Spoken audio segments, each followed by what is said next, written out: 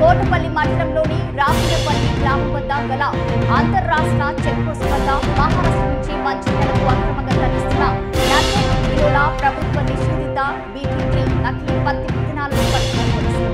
పట్టుబడిన నకిలీ పత్తి విత్తనాల విలువ సుమారు 1,46,000. ఒకరు అరెస్టు, ఇద్దరు నిందితులు పరారీలో ఉన్నట్లు తెలిపిన పోలీసులు. నకిలీ విత్తనాలను అక్రమ రవాణా చేస్తున్న వారిని పట్టుకోవడంలో చాకచక్యంగా వ్యవహరించిన ఎస్ఐ రాజేందర్, వారి సిబ్బంది ఏసీపీ వెంకటేశ్వర్లు అభినందించి అనంతరం రివార్డు అందజేశారు. రైట్, బ్రేకింగ్ న్యూస్ చూస్తున్నాం. మహారాష్ట్ర నుంచి మంచిర్యాలకు నకిలీ విత్తనాలను అక్రమ రవాణా చేస్తున్న వారిని అరెస్టు చేసిన పోలీసులు. కోటపల్లి మండలంలోని రాపండపల్లి గ్రామం వద్ద గల అంతర్రాష్ట్ర చెక్పోస్ట్ వద్ద మహారాష్ట్ర నుంచి మంచిర్యాలకు అక్రమంగా తరలిస్తున్న 48 కిలోల ప్రభుత్వ నిషేధిత BT3 నకిలీ పత్తి విత్తనాలను పట్టుకున్న పోలీసులు. పట్టుబడ్డ నకిలీ పత్తి విత్తనాల విలువ సుమారు 1,46,000 ఇక ఉంటుందని కూడా సమాచారం. ఒకరు అరెస్టు, ఇద్దరు నిందితులు పరారీలో ఉన్నట్లు తెలిపిన పోలీసులు.